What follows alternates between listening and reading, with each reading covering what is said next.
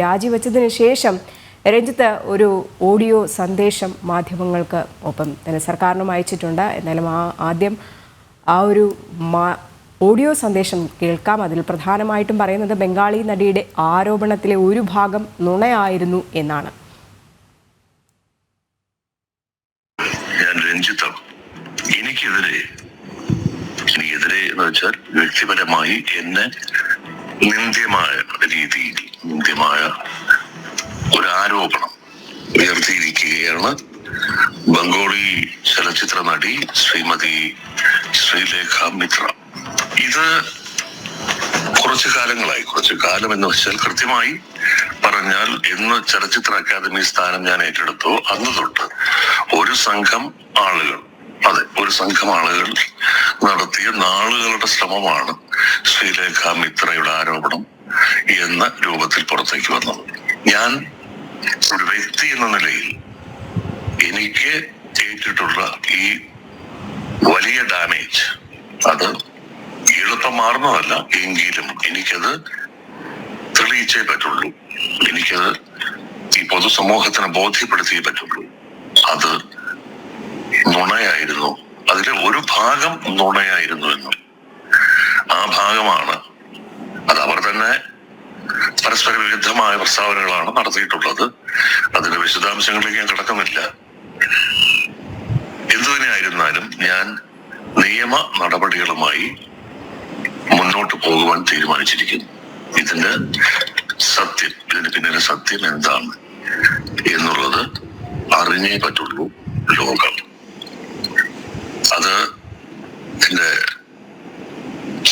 സുഹൃത്തുക്കളുമായും എന്റെ വക്കീൽ ഓഫീസുമായും ബന്ധപ്പെട്ട് ഞാൻ തീരുമാനത്തിലെത്തി കഴിഞ്ഞു. ഇത് അറിയിക്കാനാണ് ഈ ശബ്ദ സന്ദേശം. മറ്റൊന്ന്, ഇതിലും പ്രധാനപ്പെട്ട മറ്റൊരു കാര്യം, കേരള സർക്കാരിനെതിരെ CPIM എന്ന പാർട്ടിക്കെതിരെ വലതുപക്ഷ രാഷ്ട്രീയ നിലപാടുകളുള്ളവരും അവർക്ക് മുന്നിൽ ഓർമുഖത്തെന്ന പോലെ നിൽക്കുന്ന മാധ്യമ പ്രവർത്തകരും സംഘടിതമായി തന്നെ സർക്കാരിനെ ആക്രമിക്കുന്ന പല വിഷയങ്ങളിൽ ഈ ചെളിവാരി എറിയൽ നടന്നുകൊണ്ടിരിക്കുകയാണ്.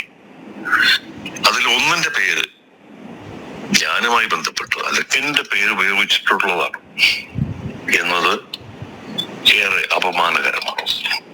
കാരണം സത്യം എന്താണെന്ന് അറിയുന്നത് തന്നെയാണ് വലിയ ശബ്ദത്തിൽ ഇവിടുത്തെ മാധ്യമ ലോകവും മറ്റ് പലരും അല്ലെങ്കിൽ ചിലർ നടത്തുന്ന ഈ ആക്രമണത്തിന്റെ പശ്ചാത്തലത്തിൽ ഞാൻ എന്നൊരു വ്യക്തി കാരണം സർക്കാരിന്റെ പ്രതിച്ഛായയ്ക്ക് കളങ്കമേൽക്കുന്ന ഒരു പ്രവൃത്തിയും എന്റെ പക്ഷത്തുണ്ടാവില്ല.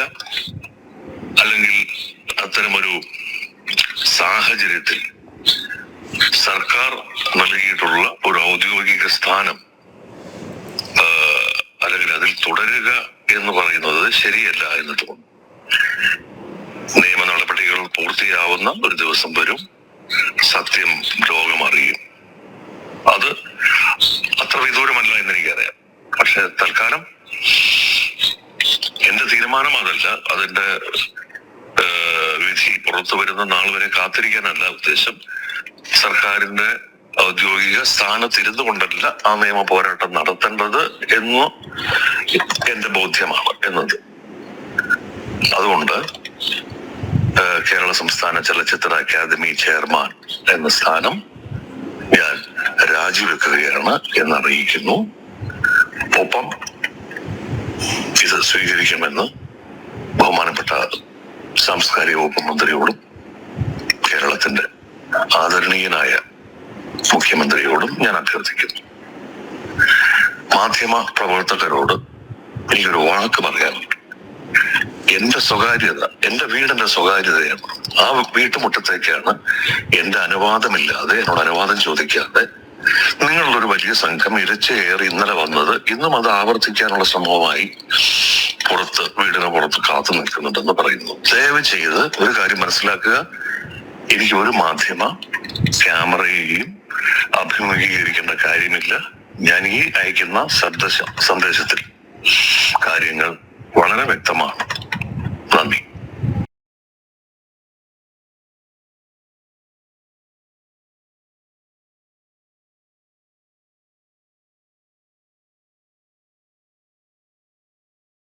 കുറേ ആളുകൾ ചേർന്നാണ് ഇത്തരം ഒരു ആരോപണം ആ നടി ഉന്നയിക്കാനുള്ളൊരു കാരണം. അതുമാത്രമല്ല, മാധ്യമലോകത്തെ ഒന്നാകെ കുറ്റം പറയുന്ന ഒരു രീതി തന്നെയാണ് രഞ്ജിത്ത് ഈ ഒരു ശബ്ദ സന്ദേശത്തിലും പറയുന്നത്.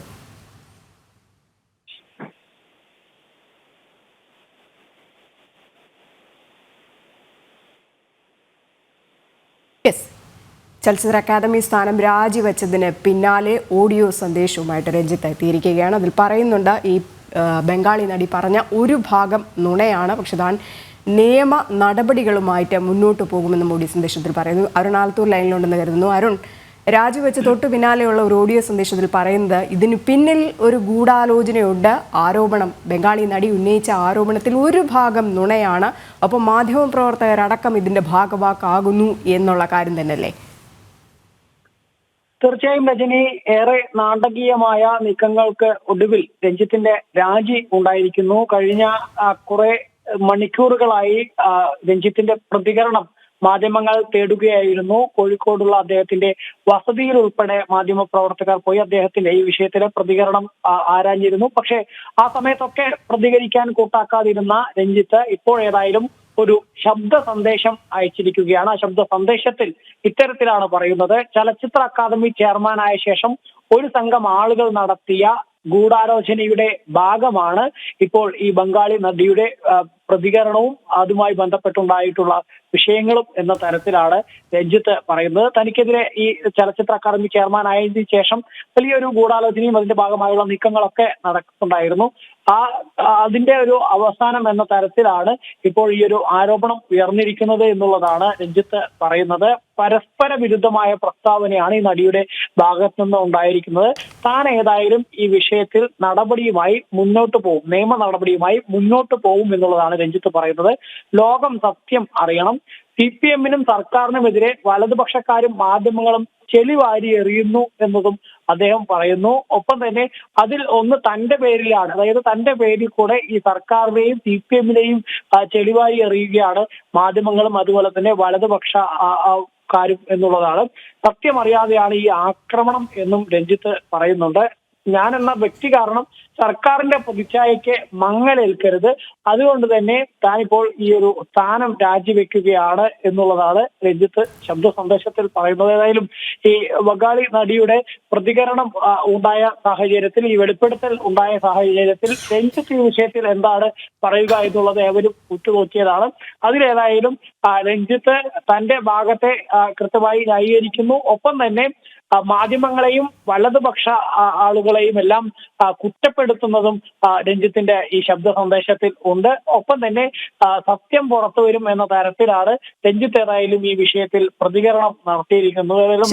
രഞ്ജിത്തിന്റെ ഒരു പ്രതികരണം കൂടെ വന്നിട്ടുണ്ട്. അത് ശബ്ദ സന്ദേശമായിട്ടാണ് വന്നിരിക്കുന്നത്. ആക്രമണങ്ങൾ നടത്തുന്നത് സത്യമറിയാതെയാണ്, തന്നെയും അതുപോലെ തന്നെ സംസ്ഥാന സർക്കാരിനെതിരെയും ചെളി വരിയറിയാനുള്ള നടപടികളാണ് ചില ഭാഗങ്ങളിൽ നിന്നുണ്ടാകുന്നത്. ഇതിന് പിന്നിൽ ഗൂഢാലോചന ഉണ്ട്. താൻ എന്തായാലും നിയമ നടപടികളുമായിട്ട് മുന്നോട്ട് പോകുമെന്ന് തന്നെയാണ് ശബ്ദ സന്ദേശത്തിൽ വ്യക്തമാക്കുന്നത്.